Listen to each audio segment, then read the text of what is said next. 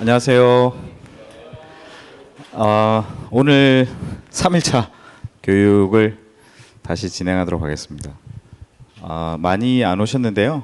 안 오신 분들은 다 접속하신 분으로 생각을 하고, 지난주에 교육이 끝나고 나서 두 팀이 펠리온에 접속이 됐어요. 그래서 왜 접속이 안 됐는지를 돌아가시고 난 뒤에 계속 확인을 했는데, 제가 설명을 안 드린 굉장히 중요한 한 부분이 있었습니다. 그래서 바로 그 즉시 동영상을 만들었고 서울 해커톤 홈페이지에 내용을 올렸어요. 물론 이 자료들도 다 업데이트가 됐어요. 그래서 그 자료를 보시면 요 네 번째 커넥팅 요 플랫폼 투 펠리온이라는 요 자료를 보시면 뒤에 스텝 바이 스텝으로 전부 다 제가 스크린 캡처를 해가지고 내용을 올렸어요. 스크린 캡처를 너무 많이 했더니 이게 40MB가 넘더라고요. 그래서 받으시는데 좀 시간이 걸리실 수 있어요. 자, 오늘 6시까지 교육을 진행을 하는데요. 저희가 구현해서 여러분들에게 보여주고 싶은 거는 여러분들이 가지고 계신 센서의 최소 2개 이상의 실습을 진행을 하는 게 제 목표예요. 그래서 1시간 동안은 여러분들이 펠리온에 접속을 해서 여러분들 디바이스가 올라오는 것을 확인을 하는 게 목표고요. 그 나머지 시간은 전부 다 실습으로 되어 있습니다. 물론 제가 구현해서 보여드리는 것도 있고요. 여러분들이 직접 구현하셔야 되는 부분도 있습니다. 그래서 어렵지 않으니까요. 따라오시면 쉽게 구현 가능하실 것 같아요. 일단 여기에 나와 있는 네 번째 PPT 자료를, PDF 자료를 열어보시고요. 지난주 대비해서 뭐가 달라졌는지 한번 보시면 내용이 나와 있을 거예요.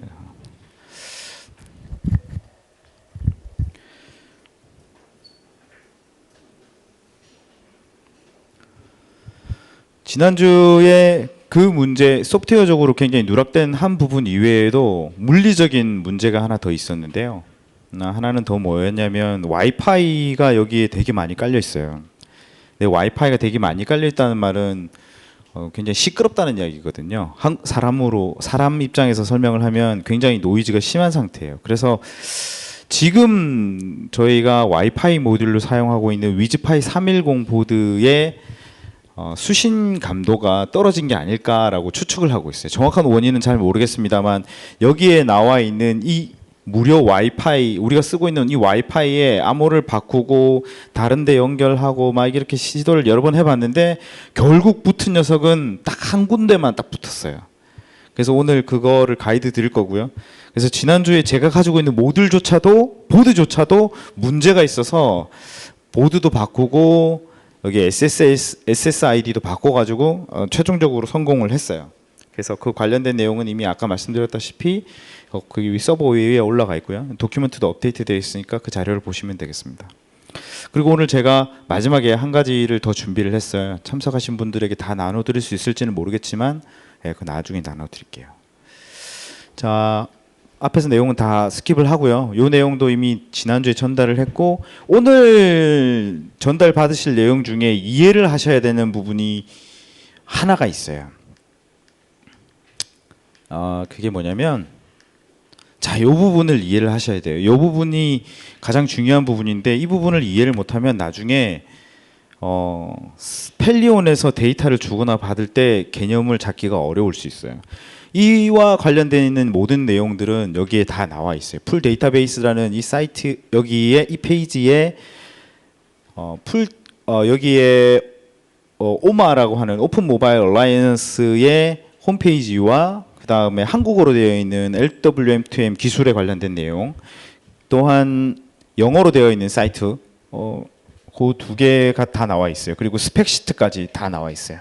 그리고 나중에 저희가 센서들을 사용을 할 때 이미 스탠다드로 명시되어 있는 번호들이 있어요. 그 번호들은 이 IPSO 오브젝트라는 이름의 내용으로 GitHub에 올라와 있어요. 그래서 그 부분을 보시고 해당되는 센서를 해당되는 곳에다가 만들어서 사용을 하시면 됩니다. 저 또한 마찬가지로 오늘 예제에서 모든 스탠다드는 이렇게 따라왔어요. 그래서 이렇게 쓰시면 되고요. 그 다음에 뒤에서 또 설명을 드리겠지만 달리웍스 내일 달리웍스 실습을 하실 텐데 달리웍스 실습에서 굉장히 중요한 두 포인트가 있어요. 그래서 그 두 포인트를 오늘 코드에다가 다 집어넣어서 준비를 하도록 하겠습니다. 자, 지난주에 굉장히 간략하게 진행이 됐어요. 디바이스하고 펠리온 디바이스 매니지먼트, 그러니까 펠리온하고 연결을 코어 프로토콜 베이스의 LWMTM을 쓴다고 말씀을 드렸어요. 이 말이 잘 이해는 안 가실 수 있어요. 그렇지만 쉽게 설명을 해서 머신 투 머신에 IoT 디바이스가 어떤 서버에 붙고 그에 대해서 통신을 주고받으면 반드시 LWMTM 프로토콜을 사용을 합니다. 그래서 우리가 어떤 스탠다드로 만들어 놓으면 펠리온뿐만 아니라 뭐 아마존 웹 서비스나 혹은 뭐 구글의 클라우드, IBM 클라우드까지도 다 연결을 하실 수 있어요. 스탠다드니까. 근데 여기서 두 디바이스, 그러니까 두 기계 간 머신 투 머신 간의 프로토콜을 정의한 게 네 가지가 있어요. get, put, post, delete. 요 get, put, post, delete는 쉽게 말해서 서버 입장에서의 동작을 정리를 한 거예요. 그래서 서버 입장에서 계시면 디바이스에 있는 정보를 얻겠다는 거고, put은 말 그대로 서버가 어떤 데이터를 디바이스로 내려주는 거예요. 그리고 post는 쉽게 말하면 실행인 거예요. 네. 그리고 delete는 그 해당되는 노드를 삭제를 한다는 얘기인 거고. 근데 오늘 예제에서 요 세 개만 쓰면 되고 사실 delete는 쓸 일이 거의 없어요. 그래서 요 세 개가 굉장히 중요한 부분이고요. 나중에 뒤에서 설명을 드릴 때 아규먼트로 이 부분이 전달이 돼요. get, put, post, get 혹은 또 put 혹은 put만 쓰는 경우도 있고 post만 쓰는 경우도 있고 get만 쓰는 경우도 있어요. 그거에 대해서 뒤에서 설명을 드릴게요. 여기 뒤에 보면은 메소드라고 이렇게 나와 있는데 여기에 쓰는 그 앞서서 보여드렸던 이러한 그 옵션들이 여기서 사용이 됩니다. 그래서 뒤에서 설명을 드릴 때 보실 수 있을 거예요. 자, 이거 환경은 이미 지난주에 세팅을 다 하신 걸로 알고 있어서 내용을 스킵을 할게요. 다 연결을 하셨죠? 자, 지난주 내용을 다시 되짚어보면 지난주에 저희가 스택을 해서 사용하고 있기 때문에 SPI 포트를 외부에서 연결을 해줘야 된다고 그랬고 그 연결을 함에 따라서 내부 코드를 변경을 해줘야 된다고 말씀드렸어요. 변경 위치는 이 위치에 있는 내용을 요것을 이렇게 바꿔주면 됩니다. 내용 이해하셨죠? 자, 다 하신 걸로 이해를 하고 있어요. 그 다음에 로컬에 있는 embed app.json의 와이파이 네트워크 인터페이스 이 부분의 값을 바꿔줘야 돼요. 이거는 지금 샘플, 요거는 요렇게 바꿔줘야 되고 와이파이 SSD는 여기에 있는 지금 현재 사용되고 있는 여기에 사용을 해야 되는데 지금 보면 여기서 보시려면 모르겠네요. 지금 보면 제 노트북에 연결되어 있는 것 중에 굉장히 많은 내용들이 있어요. 이렇게 많은 주파수가 사용되고 있어서 이 중에 하나를 잘 골라야 되는데 지난주에 성공한 게 여기 안 나와 있나요? 요겁니다. 요거 퍼블릭 와이파이 요걸로 8번 조금 내려가네. 요걸로 세팅을 해주세요. 아유, 제가 들어갈지 모르겠네. 자, 지금 메뉴에 있는 요걸로 이것으로 세팅을 해야 디바이스가 그나마 잘 붙었어요. 다른 거는 여러 가지로 테스트를 해봤는데 잘 안 붙어요. 왜 그런지는 굉장히 짧은 시간이라 더 분석을 하지는 못했어요. 그래서 여러분들이 디바이스에 설정을 하실 때 SSID를 퍼블릭 와이파이 골뱅이 서울 8 요걸로 세팅을 해주시고 패스워드는 그냥 스킵하시면 돼요.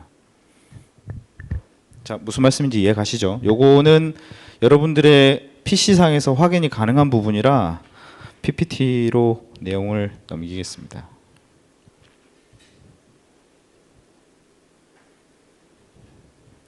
자, 이렇게 해서 패스워드는 뭐 이렇게 그냥 놔둬도 되고요. 그냥 패스 스킵하셔도 되고요. 그래서 이 부분도 다 하신 걸로 알고 넘어가겠습니다.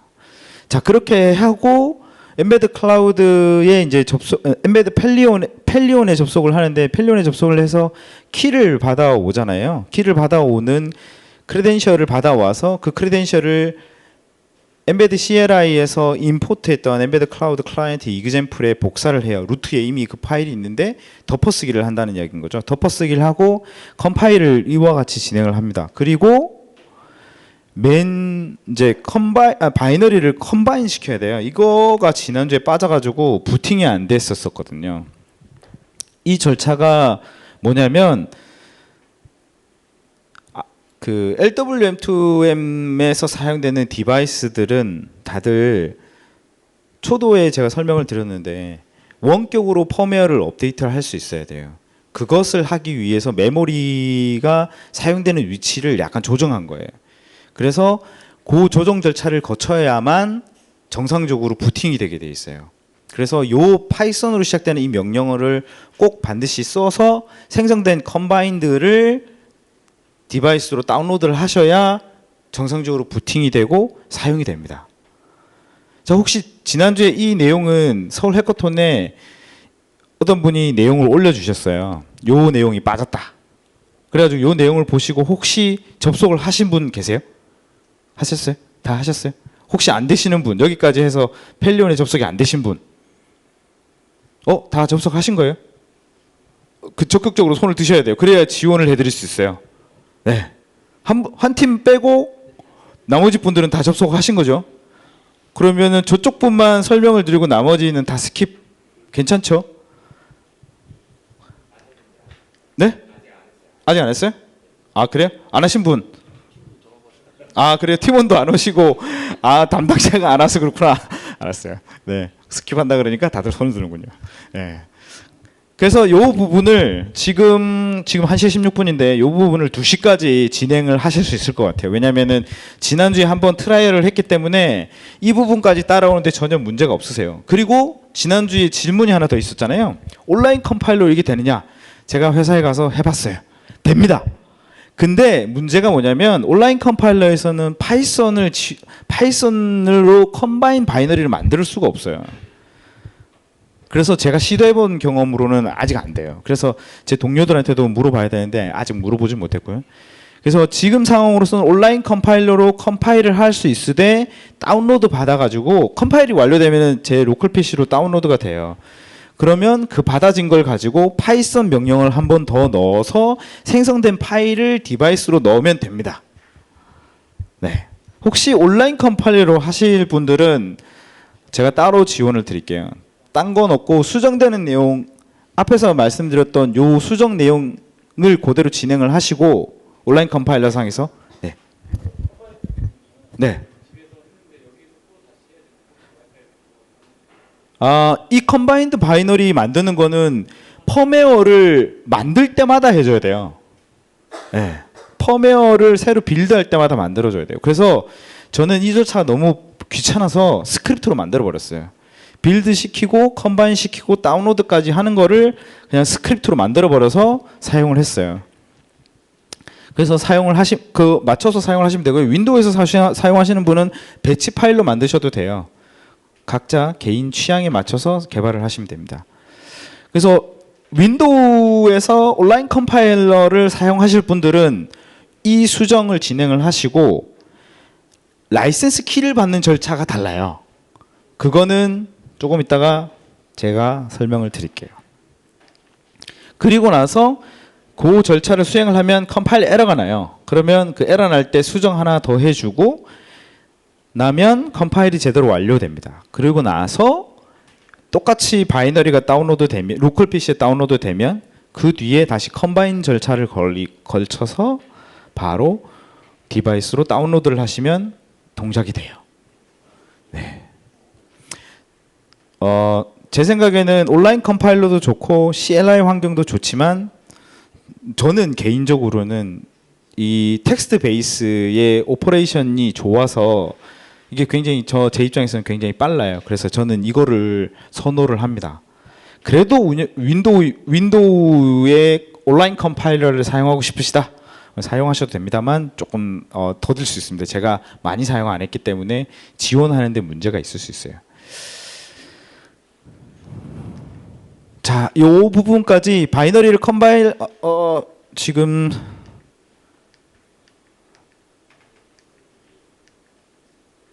약자가 똑같은 내용을 두 개나 집어넣었네요. 이게 바이너리 컴바인이 두 부분이 똑같은 내용이에요. 이 부분하고 똑같은 내용입니다. 그리고 마지막에 보레이트를 바꿔줘야 돼요. 통신 보레이트라고 해서 UART에서는 PC와의 통신을 할 때 통신 속도를 결정을 해줘야 돼요. 처음에 지난주 일요일 날 진행을 할 땐 이 스피드가 9600bps였어요. 비트 퍼 세컨드라는 말이 약자고 9600bps였고 그 9600bps를 115,200bps로 바꿔줘야 돼요.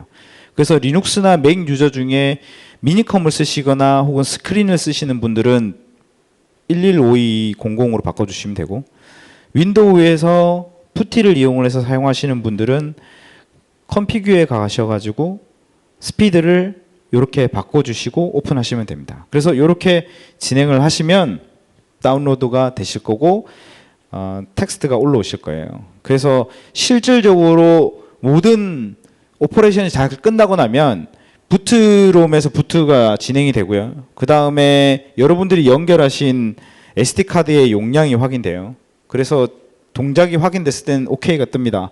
근데 경우에 따라서 펌웨어를 업데이트 하다가 이게 팩토리 모드가 페일됐다고 나오는 내용이 있어요. 그거는 서버와 디바이스 간의 키를 주고받을 때 매칭이 안 돼서 다시 포맷을 하고 키를 다시 받는 절차를 거쳐요. 그래서 여기 중간에 에러 나는 거는 무시하셔도 돼요. 정상적으로 되고 있구나라고 생각을 하시면 되고, 그래서 와이파이가 연결되고 석세스풀 메시지가 나오고 클라이언트 레지스터드라는 메시지가 딱 나오면 여러분들이 펠리온에 접속이 된 거예요. 그래서 펠리온에 들어가서 요 65라고 끝자리 65라고 되어 있는 녀석을 확인하시면 됩니다. 여기 보시면 클라우드 엠베드로 들어가서 포탈에 들어가서 디바이스 커넥티비티를 툭 누르고 디바이스 뚝 누르면 맨 위에 스테이터스가 연결되어 있는 녀석들은 불이 들어와요. 그러면은 그 중에 디바이스 아이디 끝자리가 내 거랑 똑같은 녀석이 제 디바이스예요. 여러분들이 쓰시는 디바이스. 그 디바이스가 연결이 된 것을 확인하시고 리소스에 가서 요런 리소스가 등록되어 있는 걸 확인을 하시고 버튼 리소스에 가셔가지고 보면 요런 버튼 리소스를 탁 클릭하면 요런 식으로 나와요. 그리고 여러분들이 가지고 계신 보드에 파란색 버튼이 있어요. 보드에 그 파란색 버튼을 여기에 보면 바바박 누르면 이렇게 가면 값이 탁탁탁 올라가요. 네, 요게 되면 오늘 실습은 50%를 성공한 겁니다. 나머지 것들은 이제 사실 이제 이런 팁 혹은 이런 소프트웨어적인 생각들만 이제 바꿔가서 하시면 돼요. 자, 여기까지 지금 진행을 하시겠습니다. 자, 지금 23분인데요. 여러분들 혹시 하시다가 안 되는 거 있으면 바로 질문을 주세요. 답변을 드릴게요. 자, 진행을 하시죠.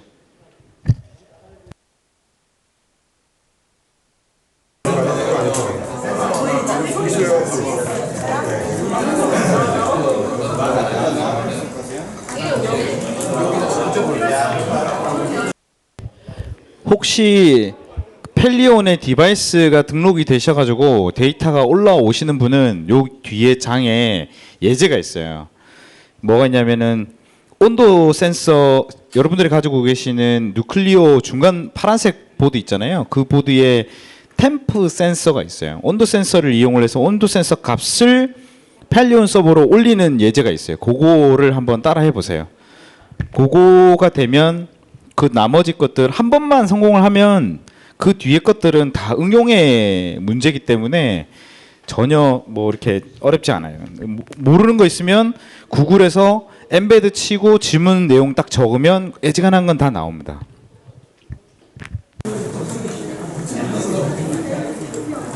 지금 여기 자료에 나와 있는 여기 모든 명령어들은 VIA, 그러니까 리눅스나 맥 유저 베이스로 되어 있어요. 그래서 혹시 윈도우에서 수정하시는 분들은 VI가 나와 있는 부분은 그냥 노트패드로 해당 파일을 그냥 여셔가지고 수정하셔도 되고, 이클립스나 아니면 소스 코드, 소스 인사이트 뭐 이런 것들을 편하신 걸 쓰시면 돼요. 그래서 전혀 문제가 안 돼요. 그리고 CP도 COPY라는 이름으로 바꾸면 돼요. 리눅스나 윈도우 계열에서는 리눅스나 맥 계열에서는 CP라는 명령어를 쓰거든요.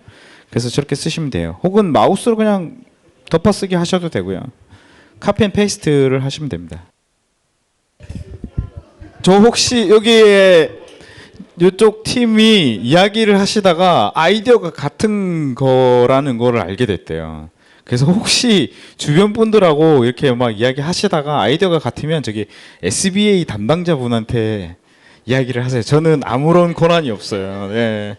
저는 여러분들이 개발 환경을 꾸미기 위해서 나왔을 뿐이지 이게 이렇다 저렇다 할 수 있는 권한이 없어요. 제가 심사하는 입장이면 하세요. 점수 드릴게요. 이렇게 하면 되는데 권한이 없어요. I don't have any permission about that. So you have to ask the SBA guy. Yeah. 자, 지금 2시 반인데요. 혹시 지금 서버에 접속이 되시는 분, 와이파이에 접속을 시도하는 중인 분, 와이파이로 접속을 시도하는 분, 서버에 안 붙어도 좋으니까요. 접속을 시도하고 계시는 분, 다 접속 되시나요? 와이파이 접속하셨어요? 아, 그래요? 접속하셨어요? 뭐 쓰셨어요? 서울 8? 퍼블릭? 그냥 그 패스워드 넣는 걸로? 아, 그래요? 되면 좋은 거고. 되면 좋은 거고. 네. 혹시 안 되시는 분, 지금까지 컴파일을 해서 시리얼 메시지가 아무것도 안 올라오시는 분 혹시 있으세요? 시리얼 메시지는 다 올라오죠? 아니, 이미 된 거예요. 그건 된 거예요. 시리얼 메시지가 뭐냐면 요거 말고 왜 아까 전에 그 로그 메시지가 올라오잖아요. 붙었다 안 붙었다. 그 다음에 크리덴셜이 뭐다. 어카운트 아이디가 뭐다. 다 보이신 거죠? 그러면 되시면 제가 올려드린 그 PDF 문서에 온도 센서 값을 읽는 부분이 있어요. 그 부분을 한번 해보세요. 여기에 보면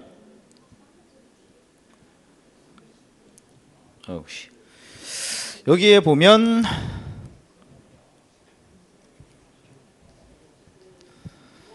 자, 여기 콘솔 메시지는 요거를 말씀드린 거고요. 시리얼 메시지를 말씀드린 거고, 여기에 나와 있는 클라이언트 레지스터드라고 되어 있는 부분이 올라오면 펠리오네임이 데이터가 올라가 있는 거고, 그 다음에 여기에 있는 절차 화살표를 따라서 실행을 해서 요렇게 버튼 카운트가 올라가야 돼요. 그래야 이제부터 예제를 할 수 있는 조건이 돼요. 혹시 여기까지 되신 분, 안 되신 분.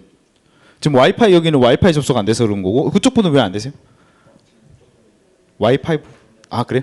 와이파이만 연결되면 되고, 이쪽 분은, 이쪽에 계신 분은 와이파이. 저기 되신 분 뭐 쓰셨는지 여쭤보고 거기다 다 접속해 보세요. 그리고 여기 하드웨어를 중간에 센서 있잖아요. 센서 모듈을 빼고 그거 제가 말씀을 안 드렸네요. 여기 디폴트 값이 여기에 보면은 지금 화면 보이시는 모르겠네. 여기 보면은 여기에 스위치가 있어요. 여기에 하나, 둘, 세 개가 있는데 여기에 있는 값들이 전부 다 숫자로 내려가 있어야 돼요. 숫자 쪽으로. 숫자 올라가 있어요?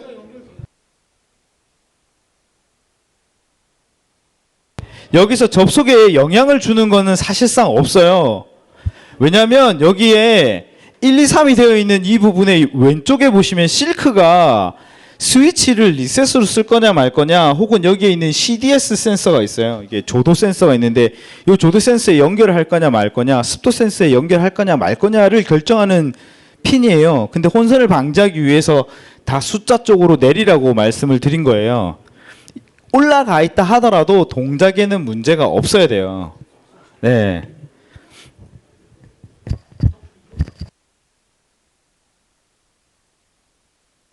나중에 여기서 1번, 2번을 건드려야 여기 CDS 센서를 쓸 수 있어요. 그래서 조금 이따가 뒤에서 설명을 드릴게요. 그 부분은. 일단은 공통적으로 사용하기 위해서 다 스위치를 숫자 쪽으로 내려주시면 돼요. 자, 여기에는 와이파이 됐고 이제 안 되시는 분 버튼에 펠리온에서 버튼을 눌렀을 때 그 이벤트를 다 확인을 하셨어요? 여기 와이파이 연결하셨어요?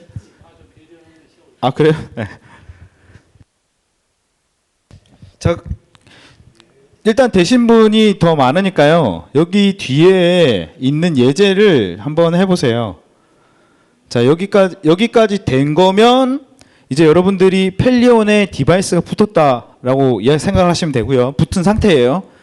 그리고 이와 관련해서는 동영상을 촬영을 했어요. 제가 이전에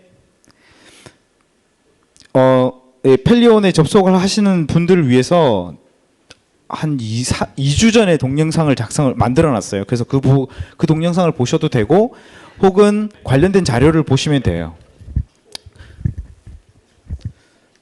자, 이제 내일 띵크플러스의 강의를 하는데요. 여기서 중요한 부분을 수정을 해야 돼요. 띵크플러스에 접속을 하려면 띵크플러스에서 이 디바이스가 우리 쪽에 연결할까, 우리 어플리케이션과 연결할 거다 말 거다를 결정짓는 중요 변수가 있는데 엠베드 클라우드 클라이언트 이그젬플에 엠베드 클라우드 클라이언트 유저 컨피그라는 부분이 있어요. 그 부분에 있는 여기 보면 여기 색깔 표시되어 있는 거 있잖아요. 엠베드 클라우드 클라이언트 엔드포인트 타입을 띵크플러스로 이름을 바꿔주시면 돼요. 디폴트에서 띵크플러스로 바꿔주시면 돼요. 요거는 PPT에 있는 내용이니까 그거 보시고 따라하시면 돼요. 물론 윈도우 유저분들은 텍스트 창을 열어서 수정하셔도 전혀 문제 없어요. 그렇게 진행을 하시면 됩니다. 자, 그리고 잠깐 요거 좀 봐주세요. 와이파이 안 되시는 분들은 계속해서 그냥 진행을 하시면 되고 바꿔가지고 액세스를 계속 시도를 하셔야 돼요. 되는 모듈이 있고 안 되는 모듈이 있고는 왜 그런지는 잘 모르겠지만 안 되는 애들은 좀 바꿔봐야 돼요. 자, 오늘 지금 시간이 2시 37분인데 오늘 제가 준비한 강의는 요 3개예요. 온도 센서, 습도 센서, LED 조도 센서. 온도 센서는 이 뒤에 있는 시퀀스대로 따라 하시면 온도 센서는 바로 값을 읽을 수 있어요. 펠리온에서 해당되는 리소스 아이디로 온도를 읽을 수가 있어요. 그리고 습도 센서는 뒤에서 제가 여러분들에게 해보세요라고 할 거예요. 네, 사태질하면서 여기 뒤에 나와요. 그 다음에 LED하고 조도 센서가 있는데 이 부분은 믹스해서 사용할 거예요. 조도 센서를 읽어가지고 예를 들어서 밝은 환경이면 불이 켜지는 거고 어두운 환경이면 불이 켜지는 거고 밝은 환경이면 불이 꺼지는 거를 만들 수 있어요. 디폴트로 만들 수 있는데 자, 여기서 만약에 예를 들어서 나는 상황에 따라서 노란색 불이 아니라 파란색 불을 켜고 싶어. 예를 들어서 LED1이 노란색 불이잖아요. 우리 보드에서 LED1은 노란색 불이에요. 근데 얘를 파란색 불로 바꿔보고 싶다라는 그러한 조건으로 구현을 하면 어떻게 만들 수 있을까요? 그 부분을 뒤에서 설명을 드릴 거예요. 그래서 자, 여러분들이 가지고 있는 모듈의 센서가 어디에 붙어 있는지를 알아야 되는데요. 지금 여러분들이 가지고 있는 센서 모듈은 센서가 여기 4개가 붙어 있어요. 이게 다예요. 네. 그리고 이 중간에 있는 것은 여러분들이 나중에 필요하시면 센서를 사가지고 붙이시면 돼요. 그래서 맨 우측에 있는 애가 여기 나와 있는 대로 가속도 센서, 그 다음에 마그네토미터 2개, 그리고 악셀레미터 자이로스코프, 그 다음에 중간에 있는 애가 프레셔 센서, 그 다음에 프레셔 센서, 그리고 여기 중간에 보면은 구멍이 뚫려 있는 애가 있는데 얘가 온도 습도 센서예요. 자, 이거를 보시고 이제 하시면 되는데 위치가 어디 있는지를 아는 거니까 우리는 요 센서를 이용을 해서 실습을 해볼 예정이에요. 그래서 자, 지난번에도 말씀드렸다시피 여러분들은 해커톤을 하기 때문에 단시간에 빠른 퍼포먼스를 내야 돼요. 그래서 최대한 검색을 많이 하셔야 돼요. 자, 여기 보시면은 여기에 가 보시면 라이브러리를 제공을 해줘요. 저희가 뭐 아두이노 때처럼 아두이노도 본인이 순수 작성하는 코드는 거의 없을 거예요. 그죠? 조금 이제 응용해가지고 조금 테크니컬한 그런 내용만 해주고 마는데 여기도 마찬가지예요. 엠베드도 마찬가지로 대부분의 센서를 사용해보고 대부분의 코드를 다 오픈해놨어요. 그래서 엠베드 띄우고 원하시는 센서 혹은 엠베드 띄우고 어떤 키워드를 넣으면 다 검색이 돼요. 얘도 마찬가지로 엠베드 띄우고 보드명을 치면 요런 URL이 뭐 한두 번, 1번, 2번에 나올 거예요. 그러면은 얘를 들어가셔가지고 엠베드 CLI로 임포트를 시켜서 얘 누르고 그러면 얘가 나올 거예요. 얘 나오면 요거를 누르고 얘를 엠베드 애드로 해서 여러분들이 쓰고 계시는 엠베드 클라우드 클라이언트 이그젬플에다가 요 라이브러리를 추가하면 돼요. 자, 이렇게 추가를 해서 하시면 되고, 템퍼러처 센서에 읽는 코드가 필요하잖아요. 그 코드는 여기에서 찾아 들어가셔도 되고, 똑같은 내용의 헬로 월드라는 main.cpp에서 내용을 복사하시면 돼요.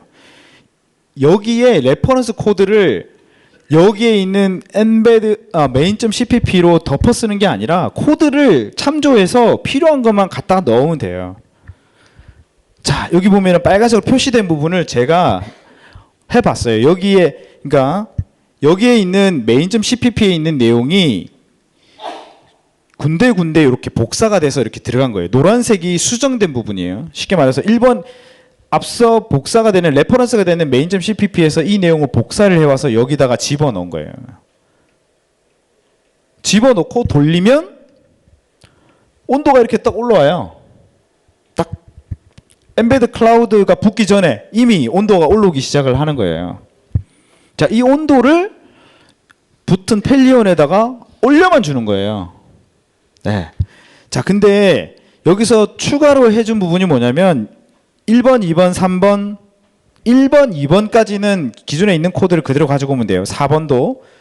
그 다음에 5번, 6번은 그대로 가지고 오면 돼요. 근데 3번부터가 다르죠. 3번은 리소스 아이디를 템프 리소스로 제가 만들어줬고, 그리고 7번 같이 템프 리소스를 사용할 수 있게끔 리소스를 추가해줬어요. 딱 위에 거 보면 버튼 리소스 그대로 그냥 복사해가지고 그냥 넣은 거밖에 없죠. 넣어가지고 그대로 만들어줬어요. 단지 여기에 보면은 3303-05700으로 이름을 바꿔줬어요.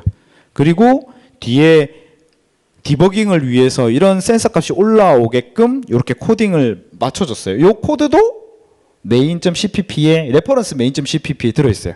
그래서 그거를 가지고 응용을 하시면 돼요. 어렵지 않죠? 보시면은 이 코드 보시면서 레퍼런스와 지금 엠베드 클라우드 클라이언트에 있는 main.cpp에 어디에다 넣어야 될지를 한번 비교를 해보시면 쉽게 이해하실 수 있을 거예요. 그래서 다 넣고 읽으면 온도 센서의 주변에다가 입김을 불거나 혹은 뭐 차가운 물을 넣으면 안 되겠죠. 차가운 물을 올리거나 하면 여기 온도 센서가 바뀌어요. 그래서 이렇게 그래프가 이렇게 그려져요. 네. 자, 여기까지는 하실 수 있을 거라고 생각을 합니다. 자, 한번 해보시죠. 이렇게 한번 해보시면 되고, 그 다음에 마지막으로 이게 3303-05700은 왜 넣었을까요? 제가 여기에 템프 리소스라고 말씀을 드렸잖아요. 템퍼러처 리소스라고 말씀을 드렸어요. 템프 리소스는 여기 보면은 온도 센서 템퍼 리소스 3303에 5700이 템퍼러처예요. 중간에 뭐가 하나 빠졌죠. 인스턴스 아이디가 빠졌어요. 인스턴스 아이디는 대부분이 0이에요. 우리가 예를 들어서 온도 센서가 두 개다. 똑같은 온도 센서가 두 개다. 그럼 인스턴스가 0, 1로 나뉘고 리소스 아이디는 5700이 될 거예요. 무슨 말인지 이해 가시죠? 혹시 안 가시는 분? 인스턴스는 말 그대로 똑같은 인스턴스가 몇 개 있는지를 나타내는 거기 때문에 센서가 하나씩 있으면 인스턴스 넘버는 무조건 0이에요. 그래서 여기 테이블에 빠져 있는 거예요. 아시겠죠? 자, 그러면 여러분들이 확인하실 건 딱 두 가지예요. 자, 엔드포인트 타입이 어디에 올라오는지도 한번 펠리온에서 한번 찾아보세요. 펠리온에 올라와요. 그리고 온도 센서를 이용을 해서 값이 올라오는지도 보시고, 그 두 가지를 지금 보시면 되겠습니다. 이것도 뭐 한 시간 정도면, 빠르신 분은 30분이면 보실 수 있을 것 같아요. 하시다가 모르는 거 있으면 질문을 해주시고, 모르시면 옆에 분들하고도 많이 이야기를 하시고, 예, 틀리면 틀리다, 맞다면 맞다 이렇게 이야기를 하시면 되겠습니다. 요거 한번 해보시죠. 혹시 온도 센서 다 하신 분? 다 다 하셨을 것 같아요. 다 온도 센서 다 하셨어요? 안 됐어요? 네.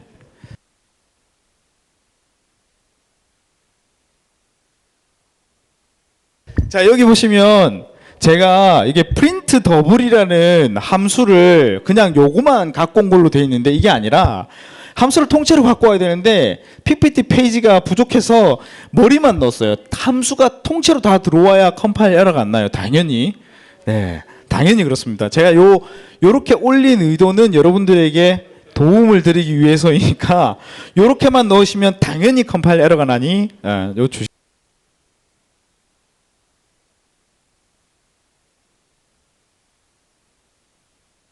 자, 요 지금 온도 센서 읽으신 분 다 읽으시세요? 읽으신 분 한 분 여기 쪽에 있고 온도 센서, 템프 센서, you can read it that? Not yet? Okay. Okay. 읽으신 분 혹시 있으세요? 센서 값. 와이파이 연결 아까 안 되시는 분들은 다 되셨어요? 이쪽에 와이파이 연결 되셨어요? 아, 그 타고나서 되기세요. 네. 네, 그죠? 제가 왜 설명드렸는지 이해가 가시죠? 제가 말씀드렸잖아요. 여기 와이파이 연결되세요? 저기 이제 저긴 다 되신 것 같은데. 여기 와이파이 연결되세요? 아, 하고 있어요? 아, 네. 네.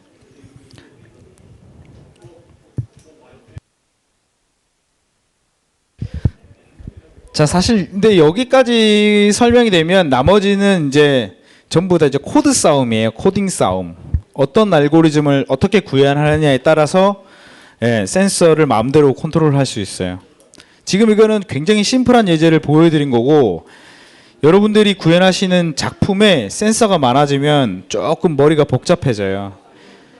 왜냐하면은 지금 이 코드 끝에 보면 이게 아니지만 코드 끝에 보면 와일루프로 폴링 방식으로 이렇게 센서를 측정하게끔 해놨어요. 값이 바뀌면 업데이트 되게끔 이렇게 해놨는데 요거는 굉장히 뭐랄까 좀 비효율적이에요. 그 말이 무슨 말이냐면 여러분들이 쓰시는데 나중에 센서가 여러 개가 되고 그러면 폴링으로 순차적으로 읽게 되면 반드시 홀이 생겨요. 그래서 나중에 스레드를 쓰셔야 돼요. 스레드를 이용을 해서 여러 개의 센서를 동시에 탁 읽을 수 있게끔 하셔야 되고 또한 여러분들이 센서 여러 개를 엮으시려면 지금 전달드린 디벨로퍼 버전의 키트에 점퍼가 모자랄 거예요. 점퍼가 모자라기 때문에 첫 번째 강의에서 설명드렸던 대로 옆에 나와 있는 추가 IO 포트를 이용을 해서 경우에 따라서 납땜으로 연결을 해야 할 수도 있어요.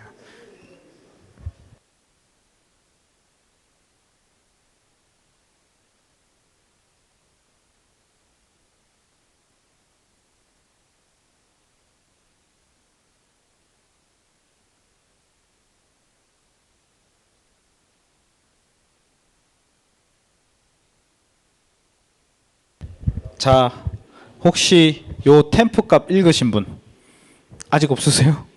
있어야 되는데 시간이 없는데 큰일 났네. 어디 읽으신 분?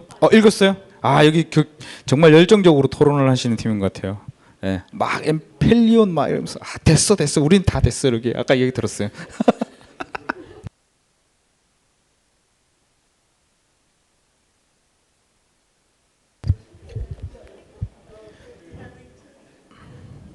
자, 아까 전에 띵크 플러스라고 제가 수정을 해야 된다고 말씀드렸잖아요. 띵크 플러스가 수정됐는지 어디서 확인할 수 있냐면 여기 디바이스 아이디를 누르시고 어트리뷰트 여기 가보면 여기 보면은 지금 좌측에 디바이스 아이디를 눌러가지고 들어가 보면은 요런 메뉴가 나오고 우리 리소스에 들어가가지고 온도 확인하잖아요. 그 왼쪽에 보면 어트리뷰트가 있어요. 거기에 쭉 올라가다 보면은 지금 엔드포인트 타입이 아까 수정하셨던 대로 띵크 플러스가 제대로 올라온 게 보이죠. 만약에 수정 안 되신 분들은 디폴트라는 단어가 찍혀 있을 거예요. 반드시 띵크 플러스가 들어가 있어야 돼요. 그래야 내일 접속하시는데 문제가 없어요. 무슨 말씀인지 아시겠죠? 네, 그거는 프레젠테이션 자료에 보시면 있어요. 띵크 플러스가 반드시 들어가 있어야 돼요. 그리고 이 접속되는 이 아이디는 여러분들이 컴파일 해가지고 펌웨어 바이너리를 컴바인드 시키잖아요. 컴바인드 시킬 때 바뀌어요. 네. 근데 안 바뀌는 경우가 있어요. 언제 안 바뀌냐? 포타로 부팅 이미지를 컴바인 시키지 않고 바이너리 로케이션만 바꿔주는, 나중에, 지금 이 세션이 아니라 나중에 여러분들이 실제 필드에서 사용을 하실 때 포타로 펌웨어를 업데이트를 할 때는 메모리에 있는 펌웨어만 바꾸기 때문에 이 아이디가 바뀌지 않아요. 지금은 우리가 펌웨어를 빌드해서 로컬에서 바이너리, 부팅 바이너리를 머지해가지고 컴바인 시킨 다음에 이를 디바이스로 넣잖아요. 넣고 네트워크 펠리온에 접속을 하면 펠리온에서 이 키를 받아가지고 다시 만들어낼 때 기존에 있는 디바이스 아이디가 있는지 없는지를 보고 디바이스 아이디가 있으니까 새로 만들거든요. 그런 절차가 있어요. 그래서 디바이스는 절대적으로 한 번밖에 하나밖에 없어요. 하나. 이 아이디가 중복된 게 절대로 있을 수가 없어요. 정책상. 네. 그래서 매번 펌웨어가 업데이트를 하는데 경우에 따라서는 좀 빨라가지고 제가 예를 들어서 C33를 3C3를 지금 방금 쓰다가 잘못된 게 있어요. 그래 컴파일 해가지고 다시 빌드해서 다시 넣었어요. C3C는 살아있어요. 그대로. 근데 새로운 게 또 생기는 거예요. 13A로 새로 생성이 되는 거예요. 그렇다고 해서 3C3로 넘어가면 아마 제가 수정한 내용이 반영이 안 돼서 업데이트가 되지 않아요. 얘는 시간이 지나면 자동으로 언레지스터 되면서 삭제돼요. 그래서 제 말은 매번 펌웨어를 업데이트하고 부팅을 시키잖아요. 그러면 디바이스 아이디가 시리얼 콘솔 창에 딱 떠요. 그 아이디의 끝자리를 보고 현재 붙어 있는 녀석이랑 매칭되는지를 보고 들어가야 여러분들이 실수가 없어요. 그 점을 꼭 이해를 하고 계셔야 문제가 없으세요. 혹시 온도 센서 읽으신 분? 좋습니다. 온도 센서 또 읽으신 분 없어요? 저기 읽으셨어요? 네, 다 읽으셨죠? 온도 센서. 그건 빌드는 시간과의 싸움이니까 그냥 하면 되고요. 하시면서 하실 수 있을 거예요. 가이드를 보고. 자, 하신 분들은 이제 휴미디티 센서, 그러니까 습도 센서를 한번 읽어보세요. 요거는 정말 쉽습니다. 왜냐하면 온도 센서의 코드에 다 들어있는데 제가 그 부분만 뺀 거예요, 사실. 그래서 그 부분을 한번 실습을 한번 해보시고요. 습도 센서가 읽어지는지 보고 진행을 하시면 되겠습니다. 다른 분들 준비하시는 동안 하시면 될 것 같아요.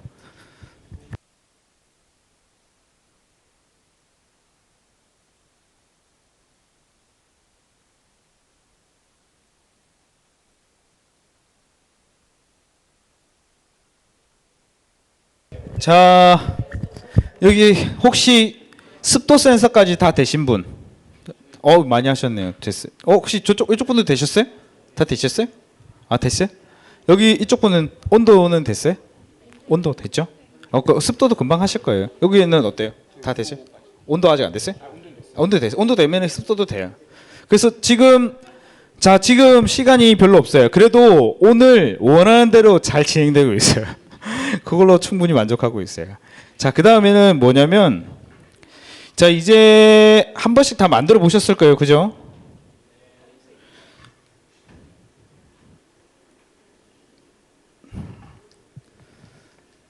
자, 이게 아까 그 삿대질의 주인공인데요. 그냥 습도 세서 한번 해보라고 제가 넣어놨는데 그냥 스킵해버렸어요.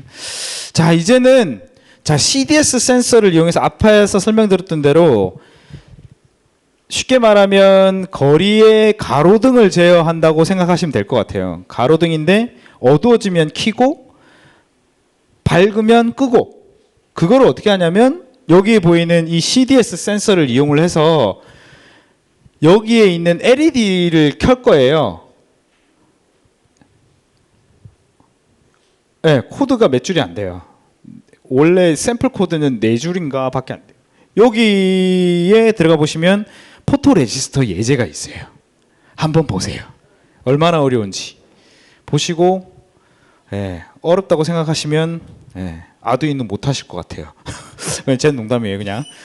그만큼 되게 쉬워요. 굉장히 쉽고 여러분들이 금방 하실 수 있어요. 자, 근데 이 예제는 지금 굉장히 쉽게 이미 포팅을 할 수 있어요. 사실 위쪽으로, 그러니까 펠리온 쪽으로 이 스테이터스만 올려도 사실 된 거예요. 그죠?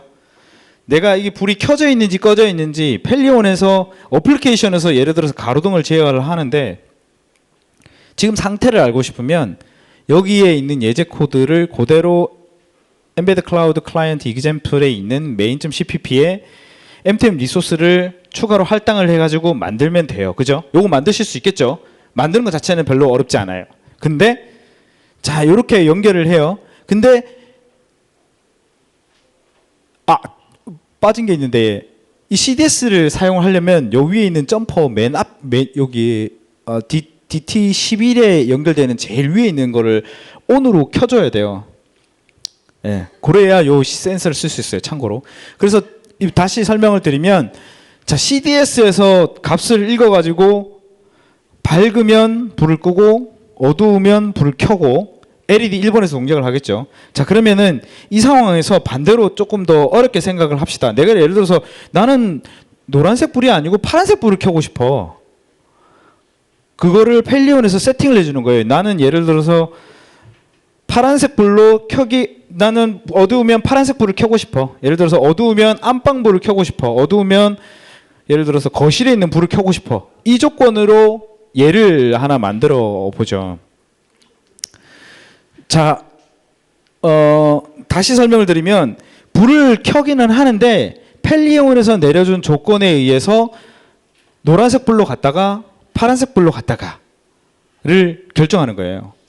예를 들어서 LED1, 펠리온에서 LED1을 내려주면 여기서 불이 어두웠다 켜질 때, 어두웠다가 밝아질 때 불이 켜지는 조건을 노란색으로 썼다가 펠리온에서 LED2로 조건을 내리면 그때는 노란색 불이 아닌 파란색 불로 껐다 켜졌다가를 하게끔 해보는 거예요. 자, 여기까지 되면 이제 여러분들이 센서 등록이나 컨트롤이나 이런 것들은 다 이해를 하신 거예요. 네. 사실 엠베드 클라우드 클라이언트 이그젬플의 모든 내용이 다 포함이 되어 있어요. execute도 실행시킬 수 있어요. 할 수 있어요. 뭐냐면 펠리온에서 예를 들어서 뭐 사이렌을 울리고 싶다. 그러면 execute 커맨드를 내려서 포스트를 하는 거죠. 포스트를 시켜서 코드에서 인터럽트를 띄우고 그걸로 실행을 하면 돼요. 네. 무슨 말씀인지는 코드에 다 나와 있어요. 그래서 그거 보시면 될 것 같아요. 그래서 하시면 됩니다. 저 절차는 이미 여러분들이 하신 거와 동일한 절차예요. 제일 먼저 뭘 찾을까요? 레퍼런스 코드를 찾아야 되겠죠. 레퍼런스 코드로 CDS를 어떻게 동작되는지를 알아야 돼요. 그래서 그 예제에 있는 코드 그대로 그냥 쓰시고 그 다음에 mtm 리소스 스트럭처를 만들어줘요. CDS를 위한 스트럭처를 하나 만들어주고 그 다음에 리소스 아이디를 만들어주는데 요거는 앞서서 보여드렸던 요거 여기 보면 조도 센스 요 값을 쓰면 되겠죠. 요 값을 쓰면 됩니다. 그래서 그걸 만들어주고 또 LED를 껐다가 켰다가 펠리온이 커맨드를 내려면 그에 따른 스트럭처를 또 하나 만들어줘야 돼요. mtm 리소스를 LED용으로 하나 더 만들어주고 저는 이렇게 만들었어요. 다르게 만드실 분들은 다르게 만들어도 돼요. 이거는 예제니까. 그 다음에 아까 말씀드렸던 그 컨디션 조건을 만들어주고 그 다음에 오퍼레이션을 체크를 하면 돼요. 이런 시퀀스로 동작을 확인하면 되겠죠. 혹시 이해 안 가시는 분? 제가 무슨 말 했는지 모르겠는 분? 다 이해 가시는군요. 좋았어요. 좋아요. 정말 대단하신 분들입니다. 자, 저는 그래서 이렇게 구현을 했어요. 자, CDS 리소스를 하나 붙여놓고 아까 LED라는 녀석을 CDS 컨디션이라는 녀석으로 만들어줬어요. 그래서 3301에 5700, 3301에 5706으로 리소스 아이디만 다르죠. 오브젝트 아이디 인스턴스는 동일하고 요것만 틀려요. 그 다음에 이렇게 들어가서 LED1이라고 5706에 있는 리소스를 딱 눌렀더니 와, LED1이 지금 동작되고 있어. 그래서 제가 요거를 눌러가지고 LED2로 여기 수정을 했어요. 그래서 샌드 보냈더니 여기에 펠리온에서 보낸 값을 화면에다 디버깅용으로 뿌려주고 LED2로 바꿔요 해가지고 LED2로 이제 그 뒤로부터는 껐다 켜졌다가 LED2로 바뀌는 거예요. 그전에는 LED1으로 동작을 하는데 자, 요거를 한번 해보세요. 요게 사실 오늘의 마지막입니다. 요게 되면 여러분들은 이제 원하시는 대로 센서를 만드실 수 있어요. 자, 앞서 말씀드렸다시피 여러분들이 해커톤에서 어떤 센서를 쓸지는 잘 모르겠어요. 그렇지만 만드는 방식은 이 범주를 벗어나지 않아요. 실행시키고 얻고 쓰고 이거 말고 다른 게 있을 수 있을까요? 사실 없어요. 이게 다예요. 그래서 여러분들이 원하시는 이거를 트레이닝 해보고, 네, 제가 나중에 코드는 제가 보여드릴게요. 저는 이렇게 구현했다라는 걸 보여드리고 싶어요. 그래서 그걸 보시고 한번 해보세요. 요렇게 하면 오늘의 강의가 끝이 납니다. 네, 네, 요거 해보시죠. 한번 해보세요. 네? 그렇죠. 그래서 제가 아까 말씀드렸잖아요. 여기 저 리소스 등록해놨잖아요. LED2. 그러니까 LED 컨트롤을 위해서 이름을 CDS 컨디션이라고 적었어요. 그냥 여러분들이 이게 헷갈리면 LED 컨트롤이라고 바꾸셔도 전혀 문제가 없어요. 제일 중요한 건 리소스 오브젝트 인스턴스 리소스 아이디가 스탠다드이냐 아니냐가 중요한 거고, 물론 이것도 바꿀 수 있어요. 어플리케이션 엔지니어랑 이야기해서 얘는 우리 스탠다드 따라가지 말고 딴 걸로 바꾸자. 바꾸셔도 됩니다. 질문 있으신 분? 없죠? 이거 한번 해보실 수 있겠죠? You understand that? Already done? Not yet? Okay, I see.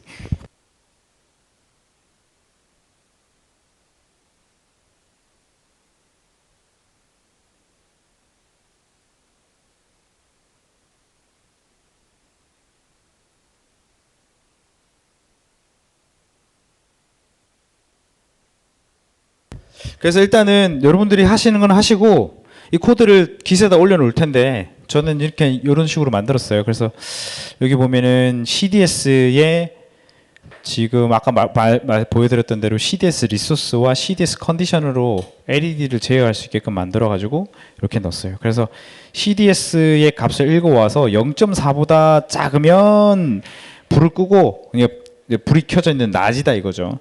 그리고 0.4보다 작거나 같으면 밤이라고 생각을 하고 그때의 LED 컨디션을 위에서 준 조건을 받아가지고 두 개 중에 뭘 킬 거냐로 구분을 지어서 이렇게 만들었어요. 그래서 여러분들이 한번 짜 보시고요.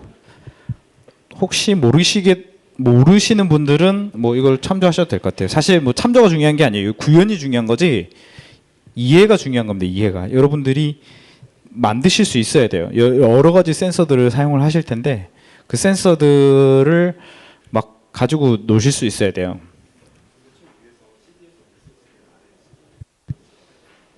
요 두 개 만들어 놓은 거예요? 네? 어떤 거? 요거요? 네. 에러 안 나냐고요?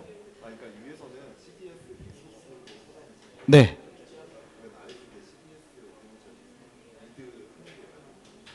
지금 근데 이 속성이 달라요. 얘는 M2M 리소스의 클래스고 얘는 그게 아니라 CDS, 그러니까 아날로그 값을 읽은 CDS예요. 두 개가 달라요, 변수가. 위에 보시면 선언이 지금 CDS가 아날로그 인으로 CDS라고 선언이 되어 있잖아요. A0에 있는 녀석을 CDS라는 이름으로 읽어오는 거고, 그 다음에 아까 말씀하셨던 그 부분은 CDS 리소스의 리소스라고 하는 포인터이잖아요. 그래서 조금 달라요. 그래서 문제가 없죠, 당연히.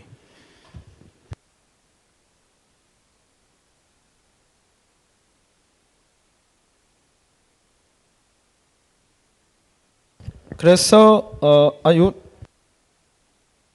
네, 요걸 한번 해보시죠.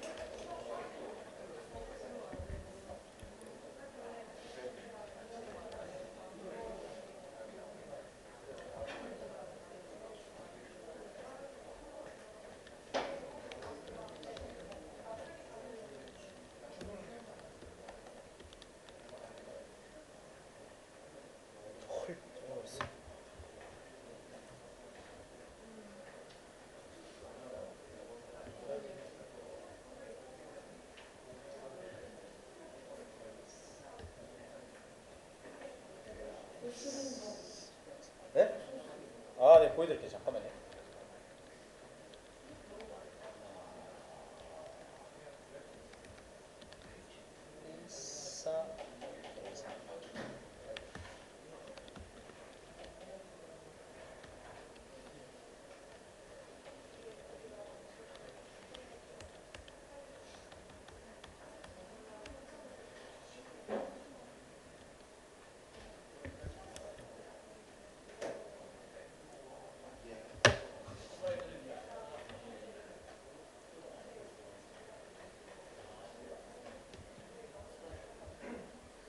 잠깐만요. 보시죠. 저도 실수했네.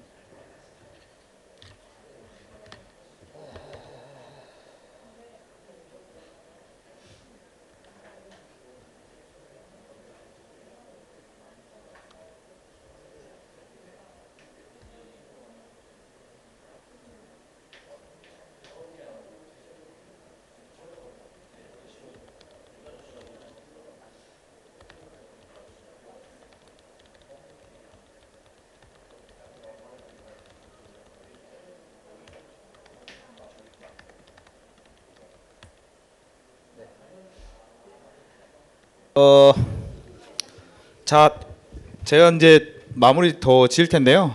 자, 다 이렇게 하시면 되는 거죠, 그죠? 이제 요거는 자료를 보시면 될 것 같고, 그다음에 오늘까지 디바이스와 클라우드, 그러니까 펠리온으로 바뀌었어요. 펠리온까지 연결된 것까지 보셨어요.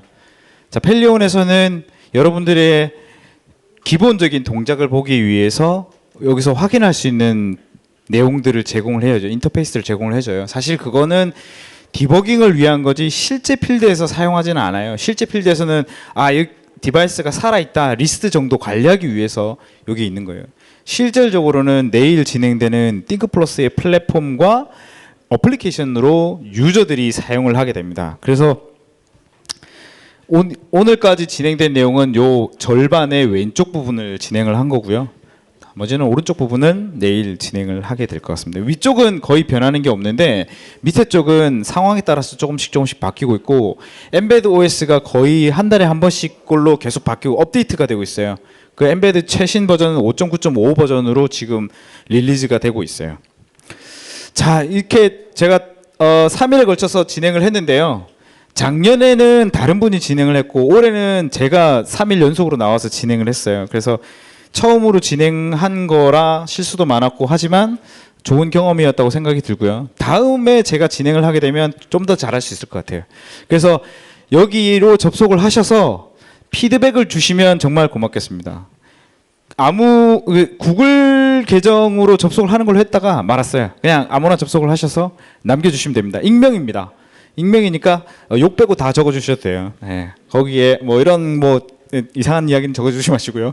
그리고 궁금한 게 있거나 혹은 과제를 하실 때 필요한 도움이 있으시면 이 메일 주소로 연락을 주셔도 되고요. 아니면 밑에 여기에 팀 포럼이 있어요. 한국어로 쓰셔도 됩니다. 영어로 쓰셔도 되고 한국어로 쓰셔도 돼요. 그래서 여기로 내용을 전달을 해주시면 개선에 반영을 하거나 혹은 답변을 드리도록 하겠습니다. 센서나 혹은 클라우드 윗단도 주셔도 돼요. 모르면 저도 옆에 있는 동료들한테 물어보면 되니까요. 여러분들이 생각하시는 거에 대해서 질문을 주시면 고맙겠습니다. 이 세미나 해커톤과 같은 이벤트가 발전을 하려면 여러분들과 혹은 주최자가 그러니까 이렇게 많이 이렇게 왔다 갔다 해야 돼요.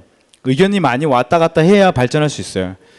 그래서 제가 이 자리에 있는 거고요. 한국의 이반젤리스트가 제가 처음으로 왔는데 발전을 하고 이렇게 엠베드가 많이 발전되게 하려면 여러분들의 도움이 많이 필요합니다. 많이 의견 주시면 고맙겠습니다. 그리고 제가 마지막으로 준비해온 게 있는데요. 이게 개수가 사론계가 안 돼요. 이게 뭐냐면